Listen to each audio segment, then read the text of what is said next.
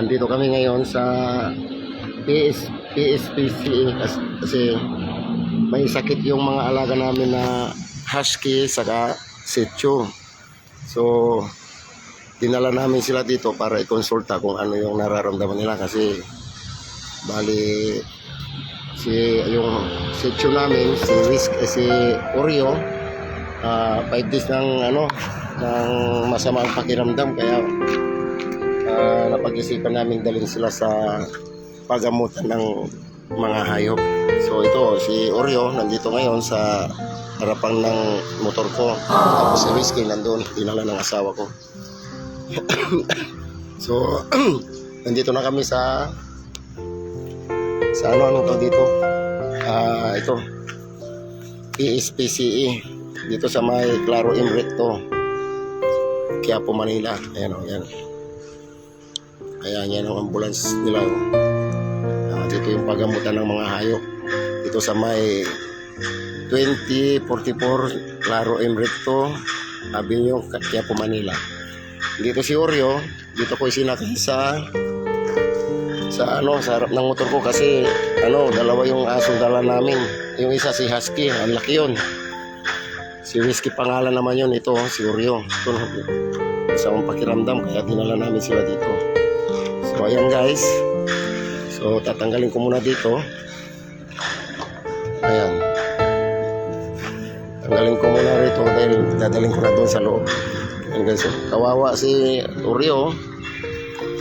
Ayan, sandali guys, at ano guys, tanggalin ko muna dito sa eco bag.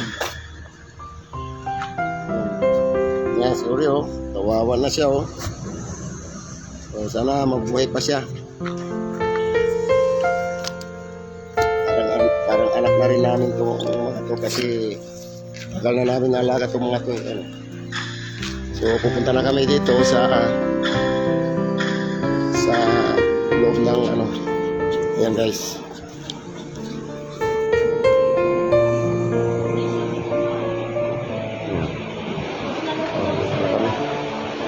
Whiskey.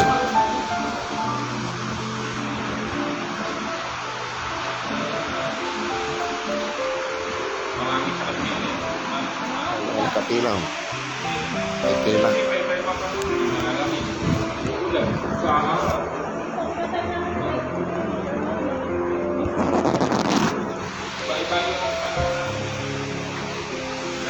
Si Whiskey si Oreo parang nanginginig. Si Whiskey naman nag-iblis, nag-lolo split.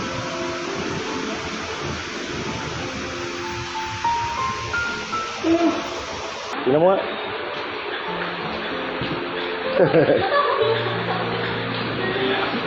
Hindi tayo.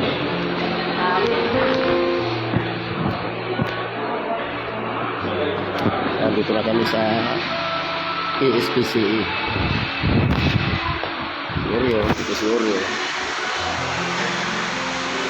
Maawa si Oreo. Sabi ng doktor sa kanya 50-50 raw yung buhay niya. Yun ang findings. Kaya tingnan namin kung kaya pang habulin dun sa sinasabi ni Doc. Ganyan-ganyan siya kasi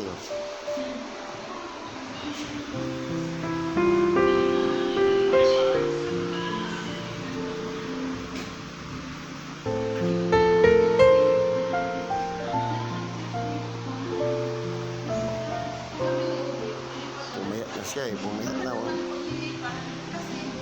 dati lusog-lusog dito parang hindi na siya makatayo.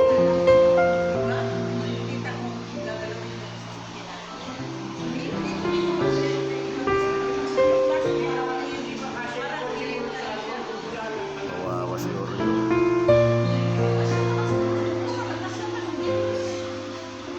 Si Whiskey nilisitahan siya.